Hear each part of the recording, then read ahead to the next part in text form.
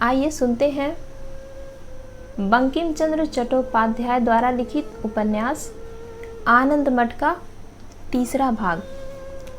महेंद्र बैलगाड़ी से उतरकर एक सिपाही की तलवार छीनकर लड़ाई में सहयोग देने को तत्पर हुए थे, मगर तभी उन्हें साफ लगा था कि ये लोग डाकू हैं, धन लूटने के लिए ही सिपाहियों पर आक्रमण किया है। यह सोचते ही वे युद्ध स्थल से हटकर दूर जा खड़े हुए थे। डाकुओं का साथ देना उन्हें गंवारा नहीं। अगर ऐसा करते तो डाकुओं के दुराचरण में भागीदार बनना पड़ता। वे तलवार फेंककर उस जगह से जाने लगे। तभी भवानंद उनके पास आ खड़ा हुआ। महेंद्र ने पूछा, महाशय, आप कौन हैं? भवानंद बोला, ये जानकर तुम क्या करोगे? बस जानना चाहता हूँ। आज मैं आपकी मदद से ही तो उपकृत हुआ हूँ। तुम्हें इसका एहसास है? ऐसा मुझे लगा नहीं। हाथ में हथियार होते हुए भी अलग खड़े रहना यह तो उचित नहीं। जमींदार के बेटे हो, दूध घी खाकर मजबूत हुए हो, लेकिन काम के समय मुंह फुलाकर दूर हो गए। भवानंद की बात खत्म होते ही महेंद्र नफरत से बोला, यह कुकर्म डकैती है। भवानंद बोला, होने दो डकैती। हमने तुम्हारा कुछ उपकार किया है, कुछ उपकार और करना चाहते हैं। तुम लोगों को मेरा कुछ और उपकार करना है, मगर अब और क्या उपकार करोगे? डकैतों के हाथों उपकृत होने के बजाय मैं अनुपकृत ही रहना उचित समझता हूँ। उपकार ग्रहण करो या न करो, यह तुम्हारी मर्जी। अगर इच्छा हो तो हमारे साथ चलो, तुम्हारी पत्नी व बच्ची से तुम्हारा मेल करा देंगे। महेंद्र चौंक कर बोले, क्या कहा? भवानंद ने इसका उत्तर नहीं दिया और चुपचाप चल पड़ा। महेंद्र उसके पीछे चल पड़े। वह मन ही मन सोच रहे थे, ये किस तरह के डाकू हैं। उस चांदनी रात में दो लोग खामोश मैदान को पार करते हुए चल पड़े। महेंद्र चुप थे, शोकाकुल, गर्वित और थोड़ा कुतूहल में डूबे हुए। भवानंद एक भिन्न प्रकृति का बन गया था। वह स्थिर मूर्ति व धीर प्रकृति वाला सन्यासी नहीं रह गया था। वह तो रण निपुण वीर मूर्ति बन गया था। सैन्य नायक का वध करने वाले जैसा नहीं रह गया था। थोड़ी देर पहले जिस प्रकार वह गर्व से महेंद्र का तिरस्कार कर रहा था, उसका वह रूप तिरोहित हो चुका था। एकाएक हंसमुख, हंसी मजाक करने वाला प्रिय साथी बन गया था। बातचीत करने को बेहद उत्सुक, वह बातचीत का काफ़ी प्रयास कर रहा था, मगर महेंद्र कुछ बोल नहीं रहा था। इस पर भवानंद निरुपाय होकर अपनी धुन में गीत गाने लगा। वंदे मातरम सुजलाम सुफलाम मलयज शीतलाम शस्य श्यामलाम मातरम वंदे मातरम। महेंद्र गीत सुनकर थोड़ा विस्मित हो गए। कुछ समझ नहीं सके कि सुजलाम सुफलाम मलयज शीतलाम शस्य श्यामला यह माता कौन है। पूछा, माता कौन है? इसका उत्तर न देकर भवानंद गाने लगा। शुभ्र ज्योत्स्ना पुलकित यामिनी पुल्ल कुसुमित द्रुमदल शोभिनी सुहासिनी सुमधुर भाषिणी सुखदाम वरदाम मातरम वंदे मातरम। महेंद्र बोले, यह तो देश हुआ, माता तो नहीं। भवानंद बोला, हम और किसी माँ को नहीं मानते। जननी जन्मभूमिश्च स्वर्गादपि गरीयसी। हम जानते हैं जन्मभूमि ही जननी है। हमारी माँ नहीं, बाप नहीं, बंधु नहीं, स्त्री नहीं, पुत्र नहीं, घर नहीं, मकान नहीं, हमारे लिए है सिर्फ वही सुजला सुफला मलयज समीरण शीतला शस्य श्यामला। सब कुछ समझकर महेंद्र बोले, तब तो और भी गाओ। भवानंद फिर गाने लगा। महेंद्र ने देखा डाकू गाते गाते रोने लगा था। इस पर महेंद्र ने आश्चर्य से पूछा, तुम लोग कौन हो? भवानंद बोला, हम संतान हैं। संतान का क्या मतलब? किसकी संतान? माँ की संतान। यह तो ठीक है, मगर क्या संतान चोरी डकैती करके माँ की पूजा करती है? यह कैसी मातृभक्ति? हम चोरी डकैती नहीं करते। अभी अभी तो तुम लोगों ने गाड़ी लूटी है, वो क्या चोरी डकैती है? हमने भला किसका रुपया लूटा? क्यों? राजा का। राजा का? यह जो रुपया पैसे वह ले रहा था, उन रुपयों पर उसका क्या अधिकार? यह तो राजा का राजभोग था। जो राजा राज्य का ठीक से संचालन न करे, वह भला राजा कैसा? मुझे लगता है तुम लोग सिपाहियों की तोप के आगे किसी दिन उड़ा दिए जाओगे। अनेक साले सिपाहियों को देखा है, आज भी देख लिया। अभी अच्छी तरह नहीं देखा, एक दिन ज़रूर देखोगे। वो भी देख लेंगे। मरेंगे तो एक बार ही, 2 बार तो नहीं। जानबूझकर मरने का क्या लाभ? महेंद्र सिंह, हम समझते थे कि तुम मनुष्यों की तरह मनुष्य हो, मगर अब पता चला कि जैसे सब हैं वैसे ही तुम भी हो, बस दूध घी भकोसने वाले। देखो, सांप धरती पर छाती के बल चलता है, उससे ज़्यादा नीच जीव मैंने तो और कोई नहीं देखा। सांप के शरीर पर पाँव लग जाए तो वह भी फन उठा लेता है। क्या तुम्हारा धैर्य किसी बात से भी खत्म नहीं होता? देखो, जितने देश हैं, मगध, मिथिला, काशी, रांची, दिल्ली, कश्मीर, क्या किसी देश की ऐसी दुर्दशा है कि वहाँ के लोगों को खाने को न मिले तो घास खाएं, कांटे खाएं, मिट्टी खाएं, वन लता खाएं?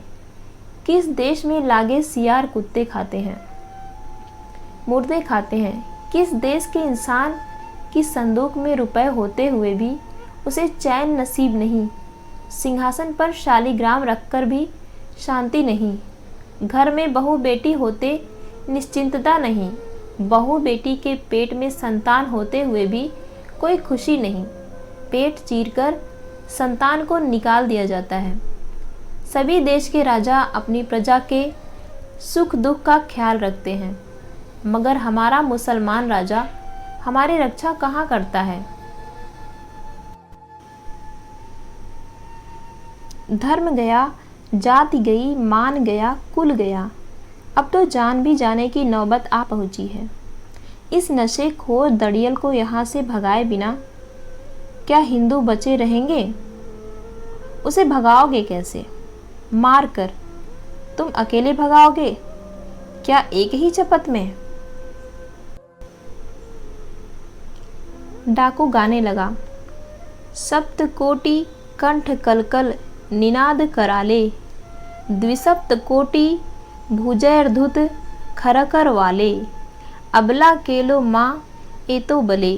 महेंद्र बोला, मगर तुम तो अकेले ही नजर आ रहे हो। क्यों? अभी तो 200 आदमियों को देख चुके हो। तो क्या वे सब संतान हैं?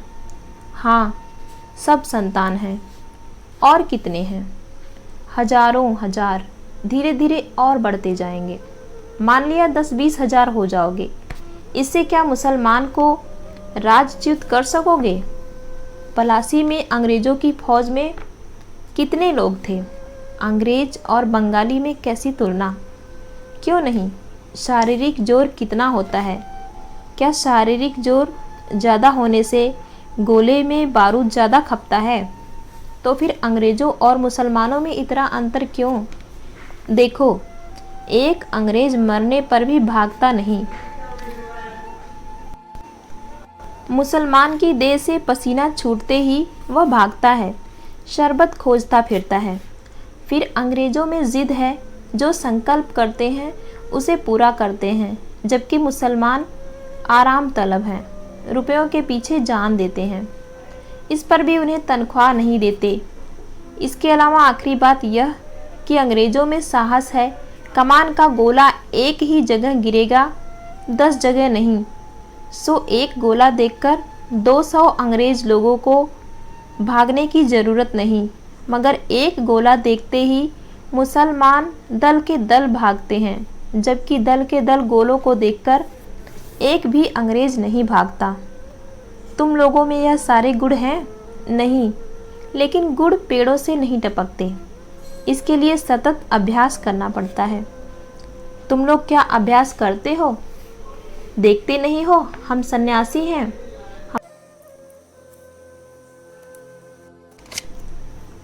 हमारा सन्यास इसी अभ्यास की एक कड़ी है।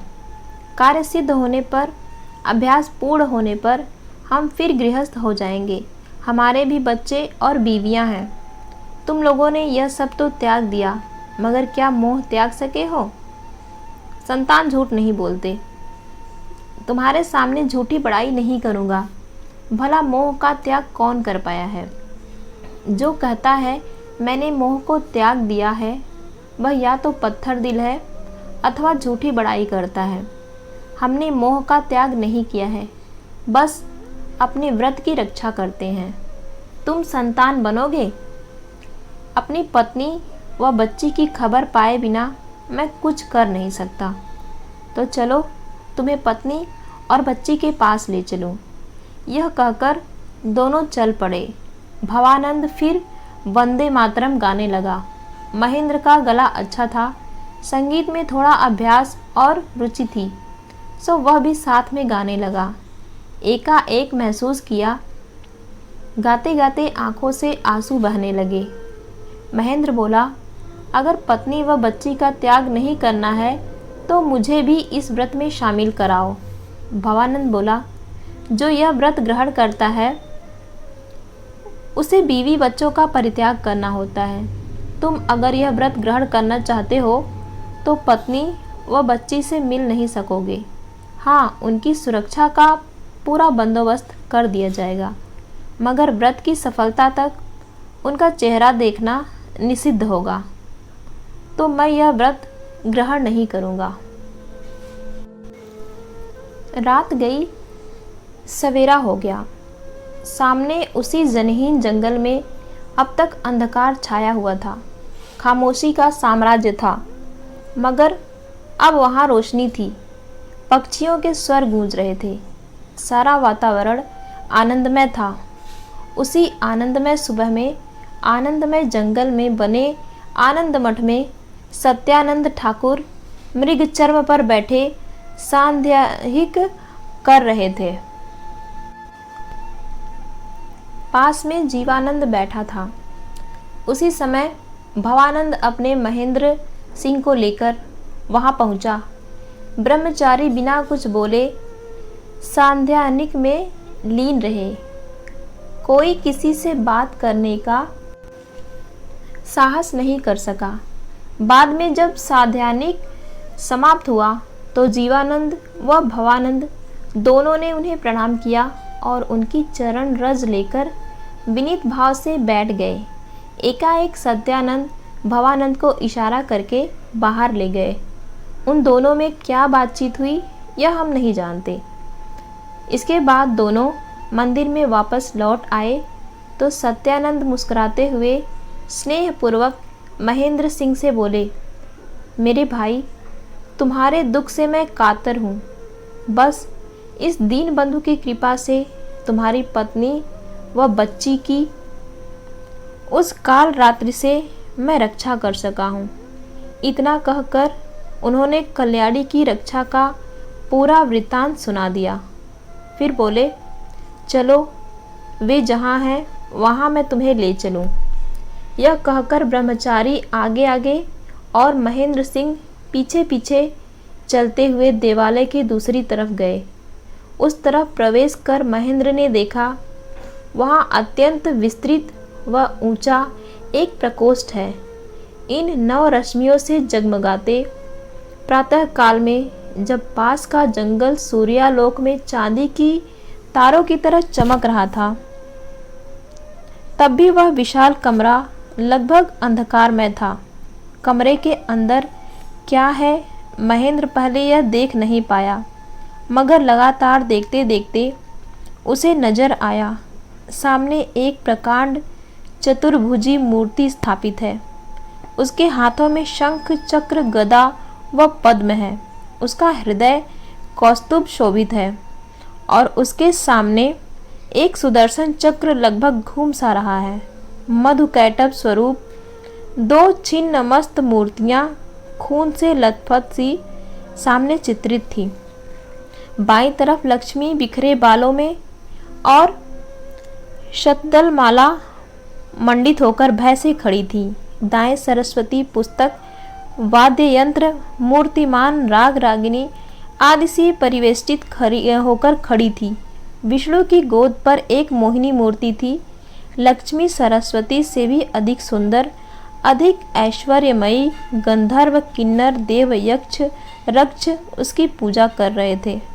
ब्रह्मचारी ने अत्यंत गंभीर व भीत स्वर में महेंद्र से पूछा, सब कुछ देख रहे हो? महेंद्र बोला, हाँ। विष्णु की गोद में क्या है, देख रहे हो?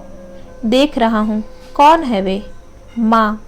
ब्रह्मचारी ने बताया, हम जिनकी संतान हैं। कौन है वे?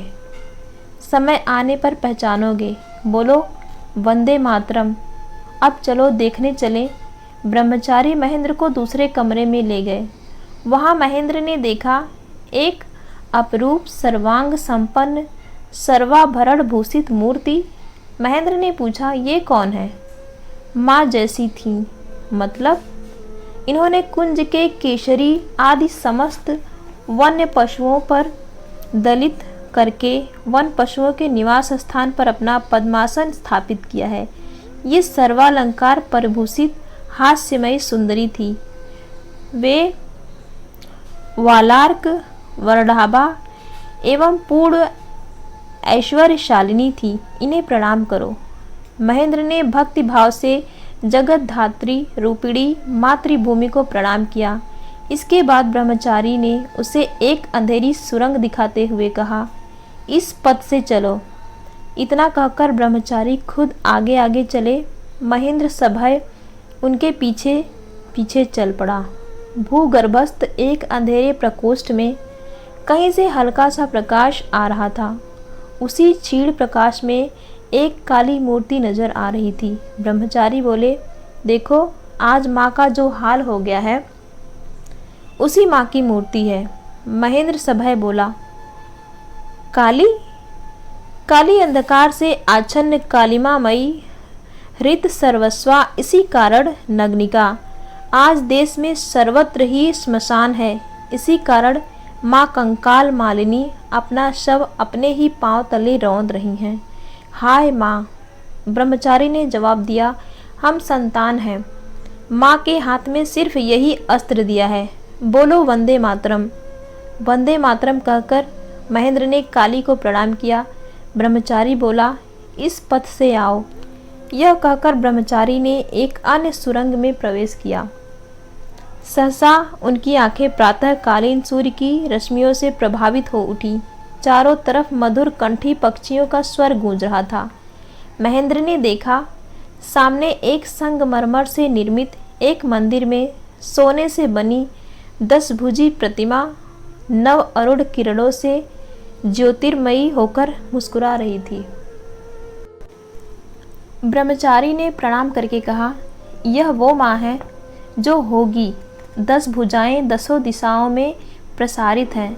इन हाथों में विभिन्न अस्त्र विभिन्न शक्तियों के प्रतीक हैं। पांव तले शत्रु दलित हो रहे हों। चरणों में वीर केसरी शत्रुनाश में संलग्न है। दिग्भुजा कहते कहते सत्यानंद गदगद स्वर के साथ कांपने लगे। दिग्भुजा नाना प्रहर धारिणी शकु विमार्दिनी वीरेंद्र पृष्ठ विहारिणी। दक्षिण में लक्ष्मी भाग्य रूपिणी। बाएं वाणी विद्या विज्ञान दायिनी, साथ में शक्ति रूपी कार्तिकेय, कार्य सिद्ध रूपी गणेश। आओ हम दोनों माँ को प्रणाम करें। दोनों हाथ जोड़कर सिर उठाए एक साथ बोल पड़े, सर्वमंगल मांगल्ये शिवे सर्वार्थ साधिके, शरण्ये त्र्यंबके गौरी नारायणी नमोस्तुते। दोनों ने भक्ति भाव से प्रणाम कर लिया तो महेंद्र ने गदगद स्वर में पूछा, माँ की ऐसी मूर्ति कब देख सकेंगे?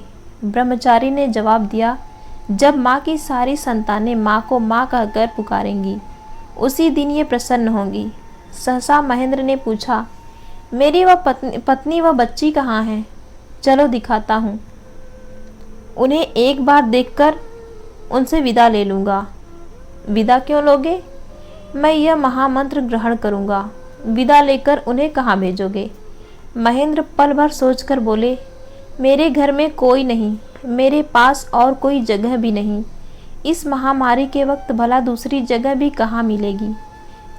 जिस पथ से यहाँ आए हो उसी पथ से मंदिर के बाहर जाओ। निराहार है, जहाँ वे बैठी है वही खाने की सामग्री भी रखी है। उसे खिलाने के बाद तुम्हारी जो इच्छा हो वही करना। अब हम लोगों में से किसी के साथ भी तुम्हारी मुलाकात नहीं होगी। तुम्हारा मन अगर ऐसा ही रहा तो उपयुक्त समय पर तुमसे मिल लेंगे। अकस्मात ब्रह्मचारी न जाने किस मार्ग में जाकर गायब हो गया। महेंद्र जिस पथ से आया था उसी से बाहर निकला। देखा नट मंदिर में कल्याणी बच्ची को लेकर बैठी है। तो आज के लिए सिर्फ इतना ही। मिलते हैं इसके अगले भाग में।